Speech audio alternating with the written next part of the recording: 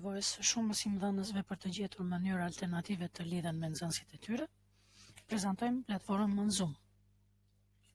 Atë mund ta gjeni duke u qasur në web faqen ZOOM.us. Pasi t'ju hapet dritarja për të krijuar llogarinë e re, keni mundësinë të kyçeni përmes emailit dhe në atë rast do t'ju vijë një link për aktivizimin e llogarisë tuaj në mailin që keni dhënë, ose të kyçeni duke përdorur Google ose Facebook për të blerë Zoom.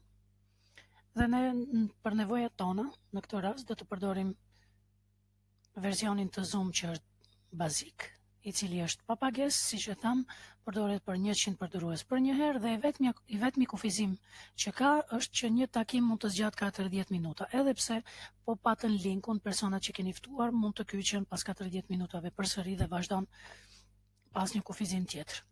Pasi të jeni kyçur me njërin nga opsionet e përmendura, do t'ju hapet faqja e profilit tuaj.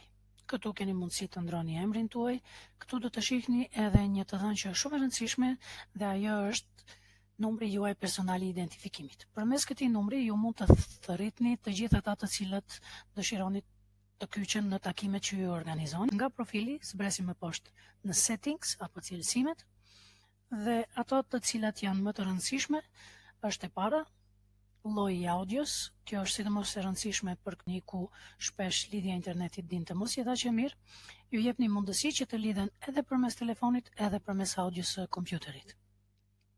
Më pas, opsioni tjetër i rëndësishëm është që ju mundësoni personave që duhet kyçen të kyçen para se nikoqiri gjithsesisht ju të jetë në linjë.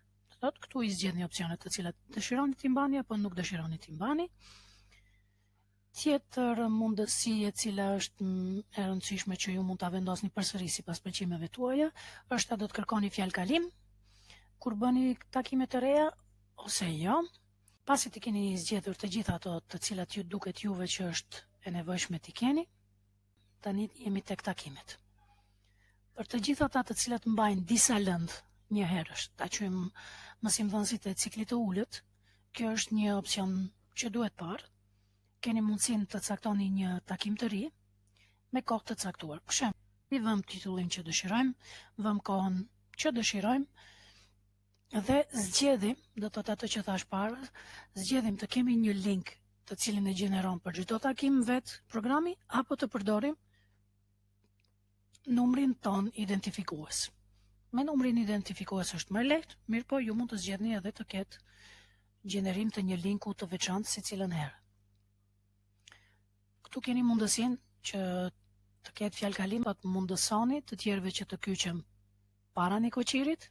Kjo është gjithashtu shumë e rëndësishme, sidomos për klasat e ulta, nga që jo të gjithë nxënësit do të kenë shkaftësinë e përdorimit të mjeteve informatike. Me këtë opsion do të thotë u ndalni mikrofonat të gjithë atyre kur hynë, kur kyçen. Më pas kjo mund të ndryshohet. Dhe e fundit, nëse dëshironi që automatikisht të regjistrohet, atëherë shtypni rekord. Në të kundërtën e hiqni. Pasi që keni zgjedhur atë që ju pëlqen, bëni save dhe tani kur të shkoni tek meetings apo takimet, do të shihni që matematika është tashmë e caktuar për datën e caktuar dhe keni mundësi me njëherë ta filloni takimin duke shtypur butonin start this meeting ose mund të filloni një takim tjetër. Keni këtë butonin që është lart, host a meeting, gjithsesisht bëhu nikoqir i një takimi. Këtu ka disa opsione. Të jetë e kyçur videoja sapo të filloni takimin, të filloni një takim pa video, apo të filloni një takim ku do të ndani vetëm ekranin tuaj. Do ta marrim një herë pa video. Dhe këtu paraqitet dritarja e cila, po qëse nuk e keni të instaluar aplikacionin Zoom, ju mundëson opsionin ta shkarkoni atë dhe ta instaloni. Në atë rast do të paraqitet këtu një dritare vogël e cila do të shkarkojë dhe ju do duhet t'i jepni leje. Për ata të cilët nuk dëshirojnë të shkarkojnë apo janë në kompjuter publik ose ku ta di cila mund të jetë arsyeja tjetër, mund të shtypin dhe këtu opsionin click here që ju mundëson të kyçen në takim por duke përdorur një shfletues interneti. Për ata të cilët e kanë instaluar tashmë programin, mjafton të hapin Zoom. Është duke u lidhur në takimin në fjalë. Meqense ne zgjedhëm ta bëjmë takimin pa pasur video, prandaj na paraqitet kjo ekrani. Tash kopjohet kjo, mund ta dërgojmë përmes Facebookut, mund ta dërgojmë përmes Viber apo të gjitha platformat që mund t'i paramendoni, mund t'jetë email e kështu me radhë. Sikur të kishim videon të lëshuar, të kishim zgjedhur që të fillojmë takimin me video, në atë rast të paraqiteshte drejt për drejt ky ekran. Për rastin kur është pa ekran, do thotë mund të zgjedhim që të ndajmë ekranin tonë. Zgjedhim ekranin, i themi ndaje dhe paraqitet një shirit i ri me komanda i cili na tregon që përdoruesit shohin ato që kemi dhe ne në ekran. Nëse në çdo moment që dëshirojmë ta ndalim, mjafton të shtypim stop share. Ta quajmë që kemi video dhe dëshirojmë të shifemi me personat me të cilët kemi caktuar takimin, ja ku na tregon këtu lart që është duke u bërë incizimi i këtij takimi, kemi mundësinë e caktimit të ekranit të plot. Keni mundësinë që të ndalni apo mikrofonin tuaj apo të përdorni një mikrofon tjetër të jashtëm. Përsa i përket videos, mendoj që ajo që më së tepër më ju intereson personave është që kanë dhe mundësinë që të heqin prapavien në të cilën janë dhe të marrin një prapavi virtuale. Në atë rast do të vendoset fotografia që ju keni zgjedhur dhe do të dalin përpara objektet të cilat kamera mund t'i dallojë nëse prapavia juaj është me një ngjyrë konstante.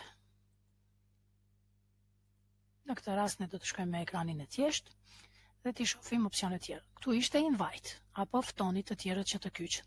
Siç tham, keni mundësi ta bëni përmes emaileve të ndryshme, keni mundësi të kopjoni tekstin e thirrjes apo thjesht të kopjoni URL-n. Tani që kemi dërguar linkun dikujt tjetër, pa marrë parasysh përmes cilës platformë, ta quajmë Facebookut apo një tjetër, siç e shohim këtu, paraqitet dyshi që tregon që janë dy shtyp manage participants apo menaxhoj pjesëmarrësit, më jepen disa mundësi.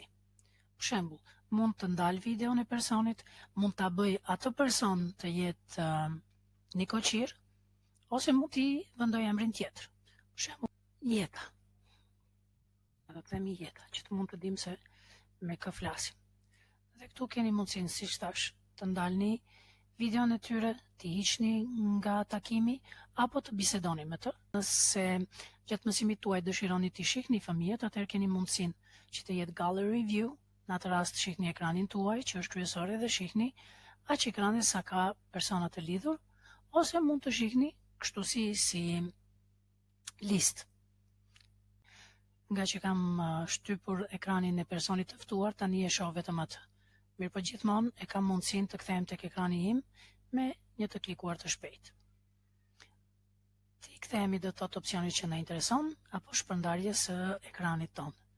Kur shtypim share screen, ajo që është më e rëndësishme në Zoom dhe që ju pëlqen më së tepërmi personave të cilët janë në arsim, është pikërisht opsioni për të ndarë tabelën e bardhë, whiteboard, dhe i thoni share apo ndaj bashkë, dhe këtu ju paraqitet një tabelë. Në këtë tabelë, siç mund të shihni, keni mundësinë për të pas tekst, ta quajmë që dëshironi t'u jepni fëmijëve një detyrë, të cilën do ta shihnin të gjithë. Jeta ka 3 kuaj. I vëllau 2 dhe motra 1.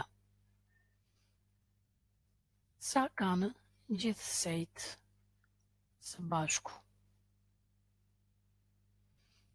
Tu, siç tham, keni tekst, po keni mundësinë edhe të vizatoni. Ta quajmë që dëshironi ta punoni bashkë me fëmijët.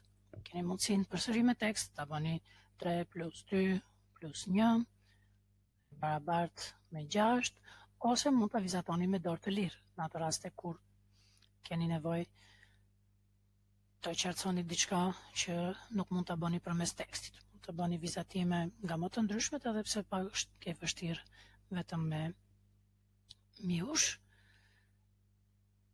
Spotlight është një pikë e cila mundëson të tregojë nxënësve se ku dëshironi ju të përqendroheni dhe kuptoj të keni të gjitha mundësit që i jep një tabel virtuale, ka shumë nga ju që tashmë i përdorin. Kur keni përfunduar me tabelën, keni dy mundësi. Ose ti thoni stop share, në këtë rast do të thotë fëmijët ma nuk e shohin tabelën, ose të thoni new share, që do të ndaj një ekran tjetër, sipas përsëri përzgjedhjes suaj.